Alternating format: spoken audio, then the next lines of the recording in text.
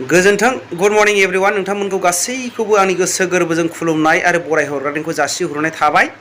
बे समाव नोंथांमोननि गेजेराव आं लाबोनो सानदों UPPL नि गाहाय नेहाथारि राजु बसुमतारी बिथाङा बुंदों जे मोनथाम राउन्ड सावरायबाय UPPL आरो BJP नि गेजेरावहाय अब्लाबो बिथांमोनहा दिनै मिलायनो हायाखै होननानै बिथाङा ससियेल मिडियानि गेजेरजों आरो मोनसे खौरां मेलनि गेजेरजों बिथाङा फोरमायनायखौ जोङो नुनो मोनदों। सिगाङाव बिथाङा बुंदों गावजों गाव दुखु दाहा सोलायनाय आरो बेबायदिनो समाजाव गोजोन थासारिनि थाखाय माबोरै मोजां रायजो जालांनो हागोन आरो माजै समाजखौ दालांनो हागोन बिनि सोमोन्दै बिथांमोना सेन्टिमेन्टेल बाथ्राखौ लानानै बिथांमोनहा सावरायदों होननानै बुंदों। आरो बे राउन्डआ थांबाय आरो नैथि बारावहाय बिथाङा गैयामोन होनदों आरो थामथि सावरायनाय जाबाय आरो बे सावरायनायानो जाबाय सावरायलांखांनायनि गेजेरावहाय नैबेनिफ्रायनो जे नैबे जयन्त बसुमतारी जे MP जानानै थांबाय बिनि जायगाया लांदां जानानै थानायनि जाहोनावहाय बिनि जायगानिफ्रायनो बिथांमोनहा खौसेथिखौ तालिम होनो थाखाय UPPL हान्जानिफ्राय अफार होदों होननानै बिथाङा बुंदों। आरो दासिमबो हाग्रामा महिलारि बिथांनिफ्राय रिप्लाइखौ मोनाखै होननानै बिथाङा बुंदों। माला बिनि सोंनायनि उत्तरखौ मोनगोन बिथांमोना हास्थायदों दे सोर केन्डिडेटखौ होनानै नैबे जयन्त बसुमतारीनि जे लांदां जायगाखौ गेलेनो बेयावनो तालिम होनायावहाय बिथाङा मा रिप्लाइ होगोन बेखौहाय बुंदों। दिनैसिमबो बिथाङा रिप्लाइ होआखै होननानै बुंदों। आरो बिथांजों सावरायनो थाखाय गोबां गोब्राब आरो लोगो मोननो थाखाय गोब्राब बेथ' राइट दिनै मबेम्बर होननानै दिनैहाय राजु बसुमतारी बिथाङा बुंदों। दिनै बिथांखौ आङो दिनै एसे मोजां बाथ्रा बुंनायखाय गोबांथार मानसिफ्रा साननो हागौ UPPL हान्जाखौ बिथाङा जगदान होबायदां आरो बबेबा BPF मानसिफ्रा साननो हागौ BPF हान्जाखौ जगदान होबायदां बिथाङा बेबायदिनो बिसिनाव हाबसिगोन नामा। जिन्देगि आङो 10 बार जोनोम लाब्लाबो UPPL आरो BJP आवहाय UPPL BJP आरो नैबे BPF आव आं हाबनाय नङा। आं आम आदमी पार्टीनि चिफ जाखाबाय रायजो राजाफोर प्रेसिडेन्ट मोनबा डिस्ट्रिक्टनि आङो इनचार्ज दा आङो प्रेसिडेन्ट जोङो मोनसे सेन्ट्रेल बडि दानानै आङो दा प्रेसिडेन्ट हिसाबैहाय गासैखौबो आङो लिड खालामगासिनो दङ। जोङो दानो क'क्राझार डिस्ट्रिक्टआव मोनसे सेन्ट्रेल अफिस आरो डिस्ट्रिक्ट अफिस चिरां डिस्ट्रिक्ट अफिस बेबायदि बाक्सा उदालगुरि तामुलपुर गासै बे जायगाफ्राव जोङो मोनसे हेड अफिस जोङो गायसननाय जासिगोन नैबे उइदिन 2 मान्थनि गेजेरावनो नभेम्बर मासनि गेजेरावनो जोङो क्लियार खालामनाय जागोन। बिनिखायनो गासै रायजो राजाफोरखौ आम आदमी पार्टीयावहाय जयनिं जानो थाखाय नोंथांमोनखौ खावलायहरनाय जाबाय। दानो आम आदमी पार्टीयाव मा दङ होननानै जोङो मा मावनो थाखाय थांखि बिथांखि लादों आरो जोङो मा प्लान आरो पलिसि लादों बेनो जाहैबाय जोङो गासै जोंनि BTC एरियायावहाय इडुकेसन फ्रि नोङो PhD फरायब्लाबो डक्टरेट फरायब्लाबो जोंनि आम आदमी पार्टीयानो बेखौ नायजोबनाय सरकारनि तरफनिफ्राय आरो बेबायदिनो जोङो कारेन्ट फ्रि गासै BPL हल्डारफोरनो जोङो गासैखौनो कारेन्ट फ्रि होनाय जागोन।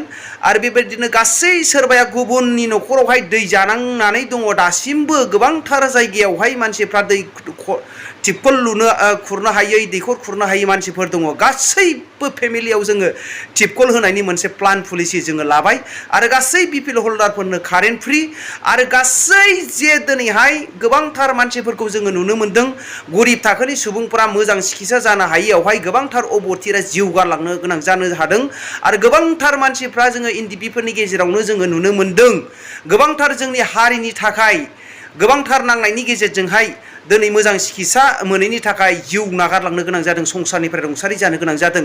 गासैबो जोङो केटेगरिनि मानसिफोरखौहाय सोरबा साख्रि गोनाङानो जा सोरबा BPL हल्डारानो जा सोरबाया अन्थरदयानो जा गासैबो केटेगरिनि मानसिफोरखौ जोङो टटेलि मेडिकेल फ्रि खालामनायनि मोनसे प्लान पलिसि जोङो लानाय जादों जोंनि इउनाइटेड आम आदमी पार्टीनिफ्राय। रायजो राजाफोर नोंथांमोनहाबो जोंनि गासै रायजो राजाफ्रा जोंनि इउनाइटेड आम आदमी पार्टीखौ अनसायगोन होननानै आङो आसा आरो मिजिं दङ।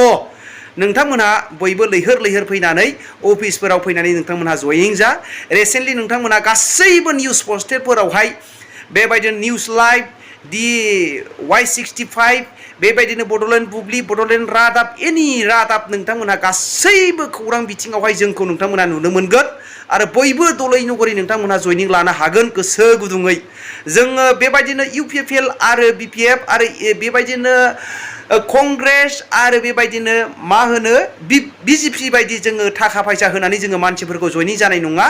जोङो दिनै समाजनि थाखाय मावनो ओंखारबोबायब्ला नोंथांमोनाबो दिनैहाय जोंनि माबाफोरखौ गोसो गुदुं जानानै नोंथांमोनहा जोंनि आम आदमी पार्टियाव जयनिं जागोन होननानै आङो सानो रायजो राजाफोर दिनैहाय जोङो नुनो मोनबाय UPPL सरकाराबो दिनै पाब्लिकनि थाखाय मोनसेबो जोङो खामानिखौ मोजां मावनो हायाखै आरो मोजांथार गोजोन थासारिखौ लाबोनो हायाखै BJP थाफानायनि जाहोनावहाय जोङो नुनो मोन्दों रायजो राजाफोर आरो दिनै हाग्रामा महिलारि बिथां सरकार खुंनायावहाय बेबायदिनो गोबांथार संघर्ष जानानै थांबाय आरो गोबांथार दिनै पार्मानेन्ट न' दङब्लाबो गोबांथार मानसिफोरा दिनै गाव गावनि न'आवहाय न' लुनानै थाहैनो हायै बे माबाया अबस्थाया जादोंमोन नाथाय जोंनि समाव जोङो बेबायदि खालामनाय नङा रायजो राजाफोर जोङो सब समाय जोङो पुलिस डिपार्टमेन्टखौ जोङो फुर समाय एलार्ट बेबायदि केपासिटियाव दोनगोन जोङो सब समाय जोङो बिथांमोनखौ हर सान मोनसे एलार्टआव दोननानै जोंनि गासै पाब्लिकफोरखौ जनगोष्ठीफोरखौ जोङो सान्थियावहाय जोङो लाबोनो थाखाय मोनसे थांखिखौ जोङो लानाय जादों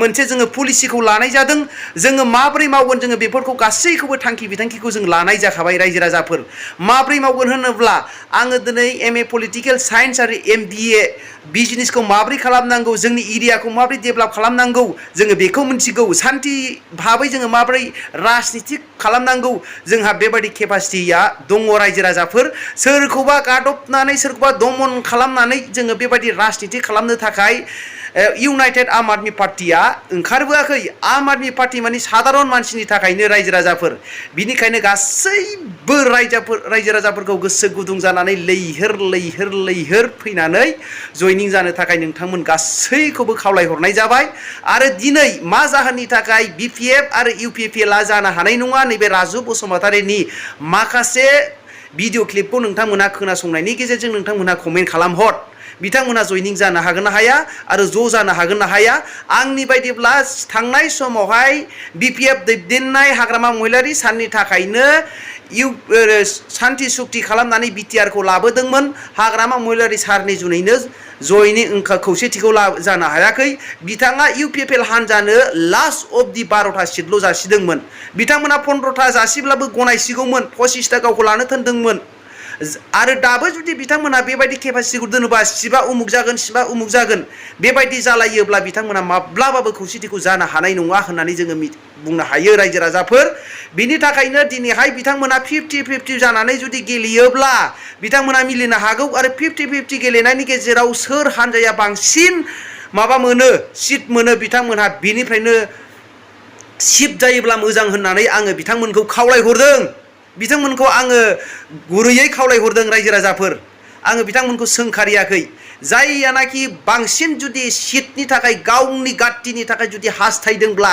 बे बर' हारिखौ माब्लाबाबो नायनो हानाय नङा रायजो राजाफोर दिनै हाग्रामा महिलारि बिथाङाबो हारिनि थाखाय नांबोदोंमोन आरो दिनै लामा सामा जथिदोंमोन हांगा स्ट्रेक उखै हाब जे रिलि खालामबोदोंमोन प्रमद बर' बिथाङाबो जुदि अहंकार हिसाबै जुदि खामानिखौ मावलांदोंब्ला बिथाङाबो राजनितिकाव फैनो थाखायसो तालिम होदोंमोन होननानै जोङो बुंनो हायो जोङो उननि बाराव जोङो नुबाय थासिगोन रायजो राजाफोर बिथांमोना खौसेथि जानो हागोन ना हाया नोंथांमोना खोनासंना मोननै आनसलिक दल दङ मोनसे जाहैबाय UPPL गुबुन मोनसे जाहैबाय BPF UPPL आरो BPF जों ज' जालायनायनि सावरायगासिनो दं होननानै नोंथांमोना बयबो मुलुग जाना खोनादों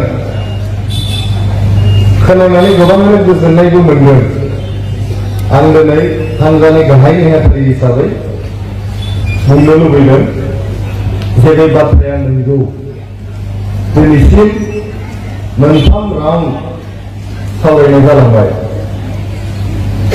मोनथाम राउन्डनि गेजेराव मोनसे राउन्डआव आं थानो मोनाखै मोननै राउन्डआव आंनो दंमोन